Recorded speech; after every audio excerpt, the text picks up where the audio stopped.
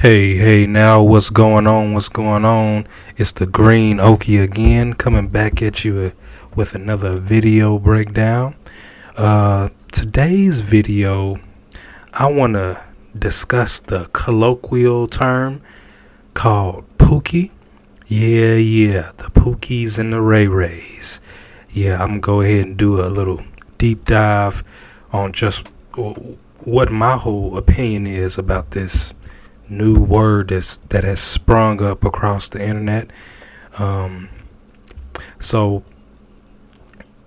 to start off, this term POOKIE, like I was saying, it came out of nowhere for me. I personally find it disheartening and downtrodden in a sense. Why really all of the hate towards individuals you may deem a POOKIE? Everyone is human and everyone has their flaws. So why do we want to tear down these men in the black community? You know, this video will go over the word POOKIE and how it relates to dating and culture in the foundational black American community.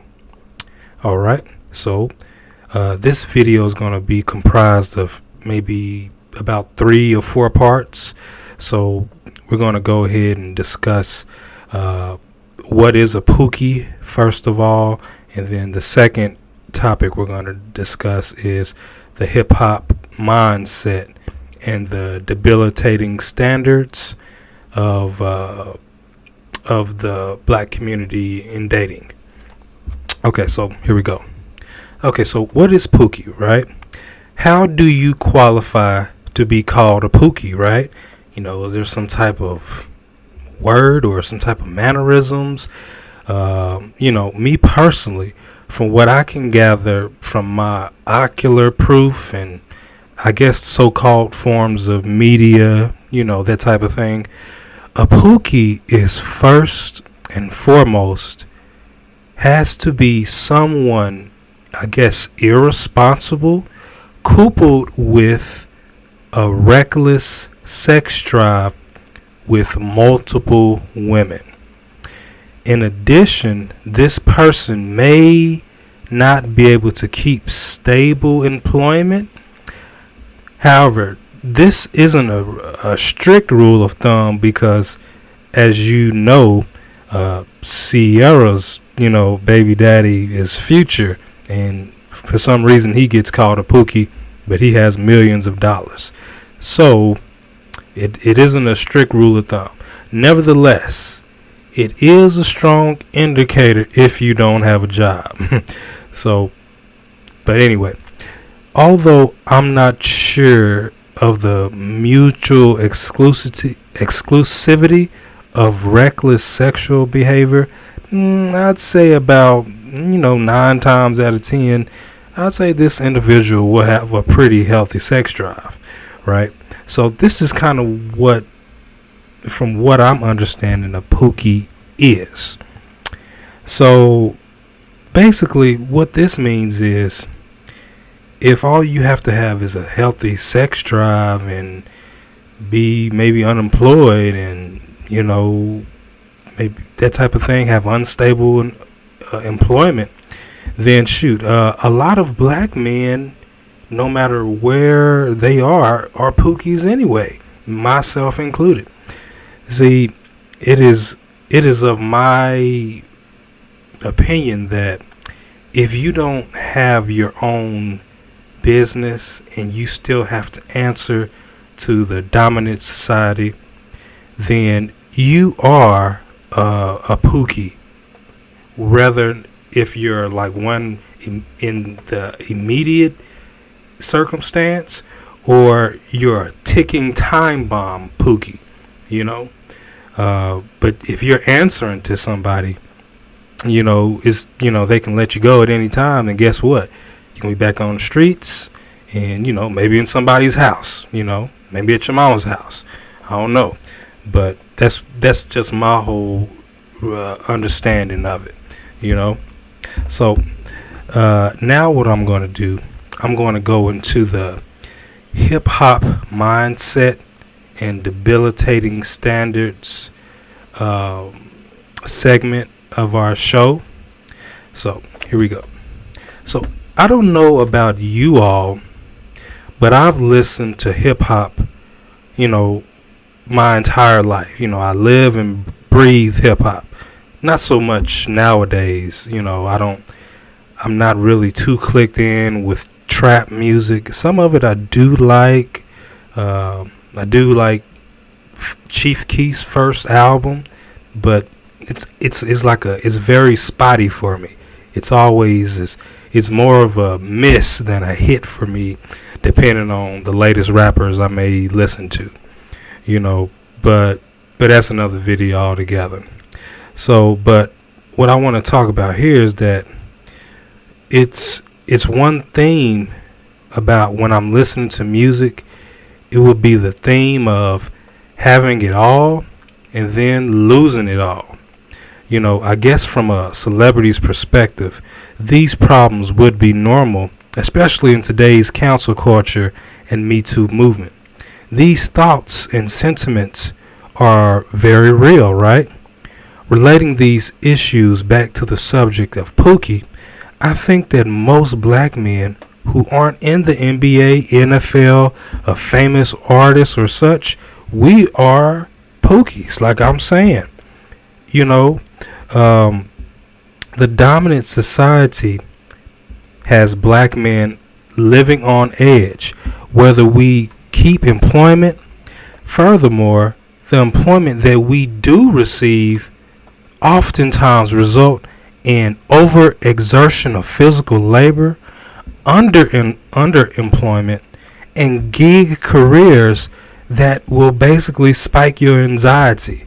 Now, if that doesn't contribute to wanting to get some ass all the time, then I don't know what will, because that's every single black man, right? We got to go to that. Well, I don't know if I'm going to keep my job the next day, but you still want to go hit something, right? Because you got all that stress, not knowing if you're going to keep this, keep that, and, why wouldn't you have a healthy sex drive, right? So, in my opinion, if a lot of black men are living like this, then what is our saving grace, right? And supposedly it's supposed to be our women, right? However, the next question to ask is, if we as black men are going through this much duress, then what standards can we ask from our women? If we can't guarantee anything for ourselves, if the best we can do is infrequent, then the best our women can be is a maybe. Think about that. If the best we can guarantee for ourselves as a culture is infrequent, then how can you expect our women to be anything more than a maybe? If nothing else, we have our women and we can depend on them, right? At least that's the idea. At least this is what I learned from hip hop. If we look at, some songs, like 21 Questions by 50 Cent, or even Wonderful by Ja Rule. I know they got beef. I don't know. This is the songs I grew up with. But let's start with 50 Cent's 21 Questions. If you look at his video, you see imagery. It presents, a real feel of our culture and, the way we live and whatnot. And if nothing else, it shows kind of what we expect from our women. At least that's how I understood it whenever I first saw the video, right? So in one specific line, he says, if I went to a hoopty from a Benz, would you poof and disappear? This line of, if I went from a Benz to a hoopty, says a lot about us as foundational black American men and what we expect from our women. at least for me, it signaled what African American men wanted from women and the expectations we had of ourselves. There will always be some sort of line drawn fallacy that will be the case for each individual. I remember watching, the Wile E. Coyote, right? And Bugs Bunny, where he kept drawing the line in the sand to see how far, the other could go, and, until he finally fell off the cliff, right? So, and it's this same fallacy I think that we have of, can I say, each other, or maybe the women, maybe the men, I don't know, in our community too. And it's this same mentality which has spawned the next colloquial term is called the wholeflation and substandard women in our community. If we all say, I need a down ass bitch, and will you stick with me through, thick and thin or whatever, where is our variety? What about our millionaires? Do they expect the same thing? Is everybody supposed to suffer in order to be a qualified black man or a qualified black woman in our community? And it is this fallacy what we expect from our women, and if so, we have driven them off a cliff, figuratively and almost literally.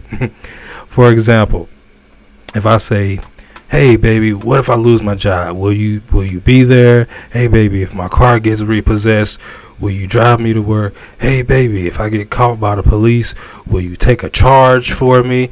It's 25 years, but I need you to do the full 25. All these questions stop being questions and ultimately end up being demands of our women in the end. These plights do come from the remnants of slavery and white supremacy, and I'm not disregarding that at all. Consequently, this is also what causes our women to have no standards when it comes to dating us as black men. In short, we are essentially a monolith of the same interchangeable circumstances. Now, I know there will be those that do always foot the bill to white supremacy, and I don't have any qualms with that for this video. What I'm making the case for is that due to these overarching and underlying situations, every foundational black American male who has a hip-hop background inadvertently expects these things from our women.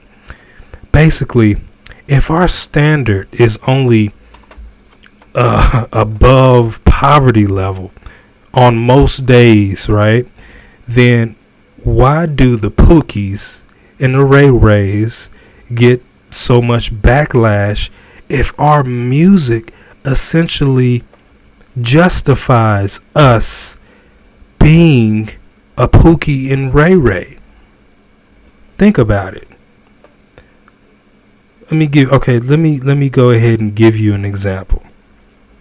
There seems to be a trend that black women are now marrying prisoners. So at first it kind of sounds strange, but when you think about it, it's not strange at all. I'm going to give you an example.